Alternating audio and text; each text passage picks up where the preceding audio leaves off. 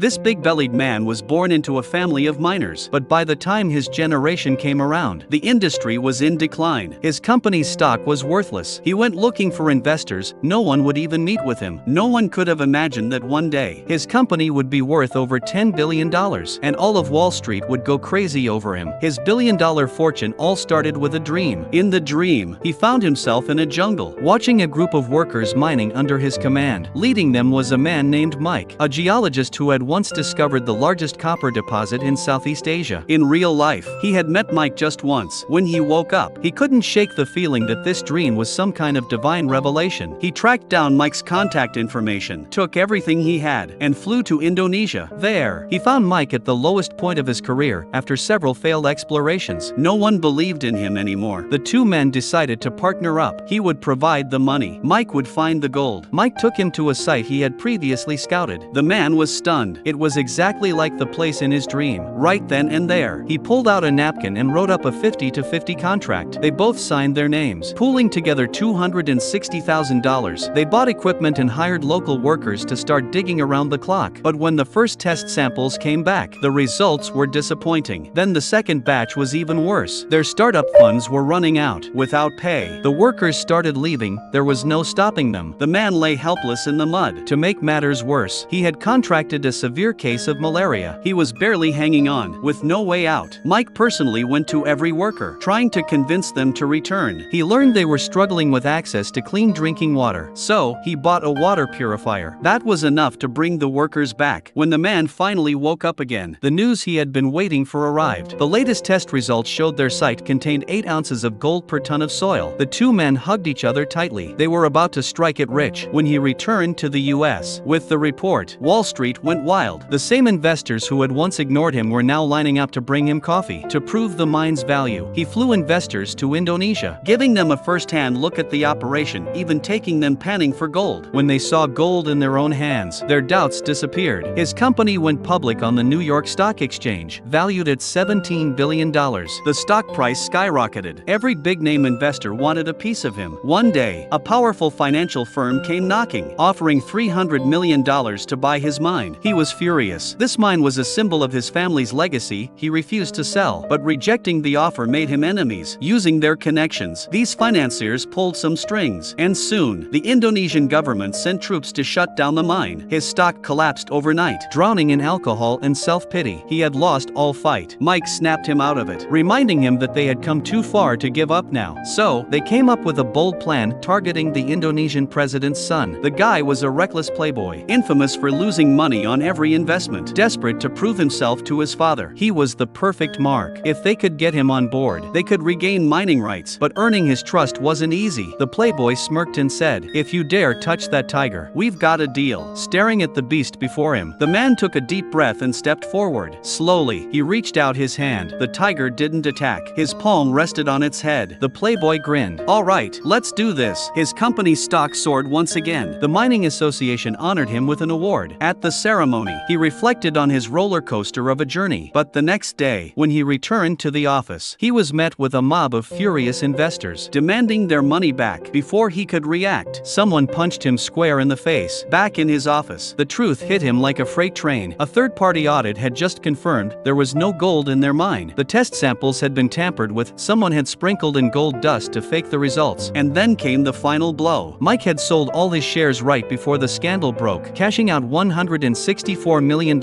and vanished. It had all been a scam. Investors dumped their shares. Trading of his company was halted on the NYSE. He lost everything. And now, the whole world saw him as a fraud wherever he went. He was chased down by angry investors. Back home, 3 FBI agents were already waiting for him. They told him that after Mike fled back to Indonesia, he was arrested by the military. Later, he jumped from a helicopter. When they found his body in the jungle, his face and hands had been eaten by wild boars. The Indonesian authorities declared him dead and cremated him. As for the $164 million, gone. The FBI suspected the man had been part of the scheme, but with no solid evidence, they had no choice but to let him go. Back at home, his wife handed him a pile of letters that had arrived recently. Among them, he found an envelope containing the napkin contract he had signed with Mike all those years ago. Inside was also a check for $82 million, exactly half of the missing fortune. As he stared at it, a mysterious smile crept across his face.